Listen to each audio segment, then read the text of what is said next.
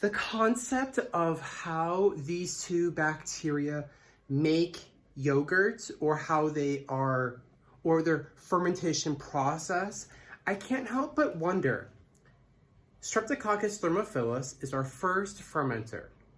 Lactobacillus delbrueckii bulgaricus is our second fermenter. Can we replace our second fermenter for a different lactobacillus or different lactic acid bacteria, maybe from a probiotic, maybe from a different source, and have a similar yogurt making effect? My theory, which would have to be tested, would be to take an individual Streptococcus thermophilus yogurt strain, take a different lactic acid bacteria yogurt strains such as L. reuteri, which is our most common point of interest at this moment, and have that ferment in a more logical time span. French yogurt that uses these two Streptococcus thermophilus and Lactobacillus bulgaricus, it takes 4 to 6 hours. If you try to ferment L. reuteri all on its own, it takes like 18 hours. But this guy, as you will watch in this upcoming video, speeds up that process and makes it a little bit easier. And then you get this symbiotic relationship between the two microbes that make yogurt. Maybe I'm doing a new age yogurt type of situation. But in any case, I can't help but think about this specific topic and how it relates to the traditional aspects of fermentation and researching new ways to have this even more therapeutic lactic acid bacteria fermentation space. And so without further ado, here is my older video. Please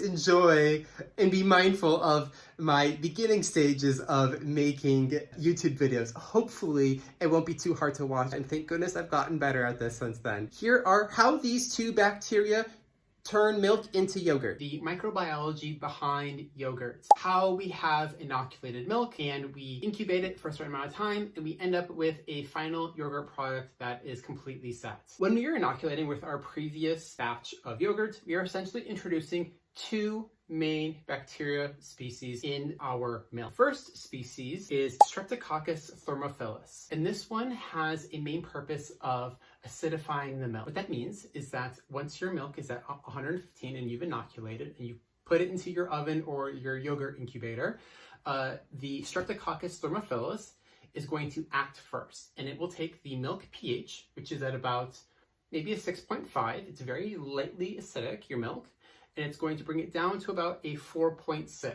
One of the main jobs, it's not the only job, but is the main highlight job of the Streptococcus thermophilus. It is just going to acidify the milk. Then your second bacteria, the Lactobacillus delbrueckii bulgaricus, is then going to activate. It only activates at that pH, and it will solidify your yogurt. And so what happens is you get this two-set series of bacteria and their action. You have an acidification, and then you have a solidification. And then once you have a final solid product, you will then get a set yogurt that is done and has been successfully made. And so there are two other main points that are really important when we are talking about optimizing the action and metabolism of these two bacteria. The Streptococcus thermophilus has a preferred temperature range. Mind you, I am saying preferred. That does not mean that it cannot ferment outside of this range. It just has a preferred range and it operates best within this range. And that range is 95 to 108 degrees Fahrenheit. And so you can see that you have 95 to about 108 degrees Fahrenheit for your first one.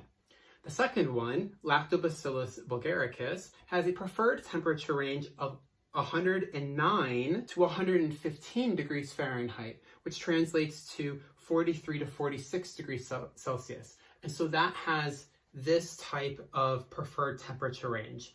And so what you can tell is that there is a sweet spot right here, about 108 degrees Fahrenheit to about 110 degrees Fahrenheit. And that would be about your 43, 44 degrees Celsius. That is the sweet spot. So I can't help but want to add on to what I did yesterday. So what we know is that L. reuteri in milk at 100 degrees takes about 18 hours. The main question I asked here is, can I switch out one of the lactic acid bacteria in traditional French yogurt, or just any other kind of yogurt? So I would get, instead of Streptococcus thermophilus and Lactobacillus delbrueckii bulgaricus, switch out this one for the L. reuteri and see if that produces a type of yogurt that is similar to a French yogurt that would be. And the reason why it's interesting is because you establish that symbiotic relationship and you would get a yogurt that is more time management feasible in maybe 4 to 6 hours rather than 18 hours, because 18 hours babysitting a milk ferment for maybe a really helpful probiotic it's just a lot of work. And I can't help but keep thinking to myself, there's got to be an easier way to this. And so that led me to my next. All of the screenshots that I provided have been from this book right here. If you're interested in learning more about the technical side of fermentation, I very highly recommend this book. It has been very transformative, and it helped me go from the art of fermentation.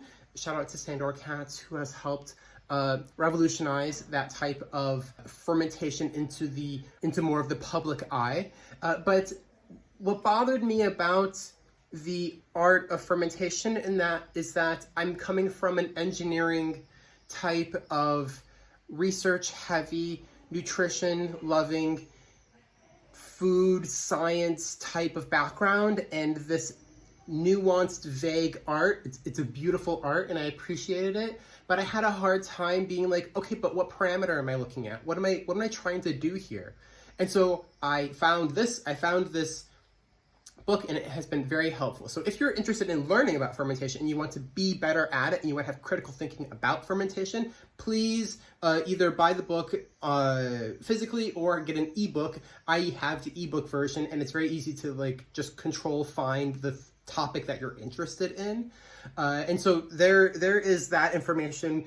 But in this book, they say on page 144, and I'm reading, the most common bacteria added as probiotics to yogurts are, and so what that means specifically at face value, it maybe seems like a passive type of sentence, but what they're saying is they're taking these two main bacteria from just regular yogurt, and they are adding probiotics on top of it in order for it to create a more probiotic rich type of yogurt.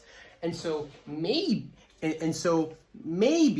the idea here that we can do is, maybe we don't need to do an L. reuteri only type of milk ferment, but maybe what we can do is, as we make yogurt in a more traditional sense, and so we would just use a regular yogurt recipe, which takes 4 to 6 hours to ferment, and we would crush up one capsule of these guys and add it as a probiotic on top, because these types of bacteria and probiotics do fall into the category of the sentence that they've said here of the most common bacteria added as probiotics to yogurts are Lactobacillus acidophilus and the various species of Bifidobacterium.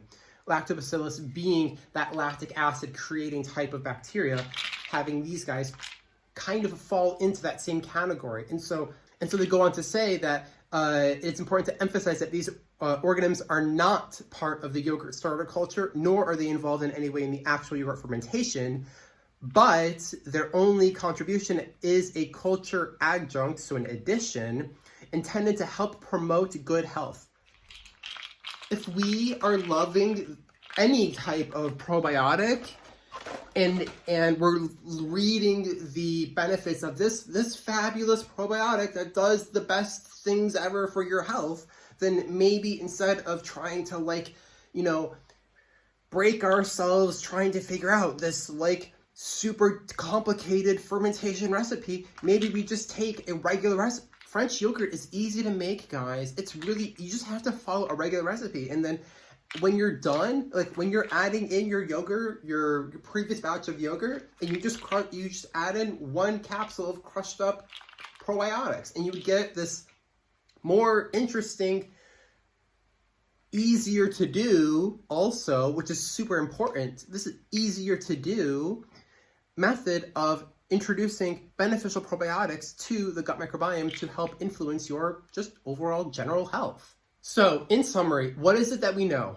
L. reuteri milk ferment all on its own takes about 18 hours, and it's kind of complicated to do. It's a headache. Let's be honest, it's a headache to do. Next, maybe if I take regular French yogurt with Streptococcus thermophilus and Lactobacillus delbrueckii, and I switch out the second one for a different type of lactic acid bacteria, maybe I could have a easier type of method to make L. reuteri yogurt that takes only 4 to 6 hours. So that is one other concept. So that's concept number 2. Concept number 3 is maybe I just make regular yogurt and I have Streptococcus thermophilus, Lactobacillus delbrueckii, and then I just add on this as a third type of probiotic right on top. And so you get these types of methodologies that are really interesting for the consumer and for, you know, the dietitian, experimenter, researcher, food engineer. I don't know what title I'm giving myself, but this is interesting and fascinating, and I'm being curious as to how can we take these traditional foods and amplify their wonderfulness for the gut microbiome.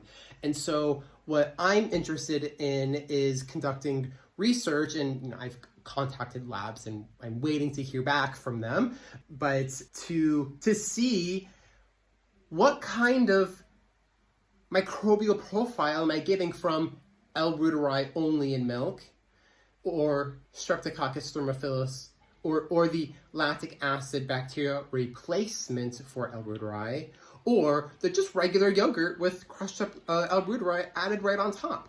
You know, these are 3 different ideas, and maybe if we're not getting such a high dose, but you're eating more yogurt easily, because it's really easy to make yogurt. It's really easy to make just really traditional French yogurt. And you can consume it in high quantities. If you're wanting more microbes, you eat more fermented foods. And so these are the things that I think merit more research and is the passion project that I am doing. And so thank you for watching. And if you have questions, comments, thoughts that you would like to share, please ask in the comment section below. And thank you for following me on this really interesting microbial journey through fermentation from your little local microbiology, dietitian, food scientist guy. Anyway, thanks for watching. I will see you in the next video. Bye.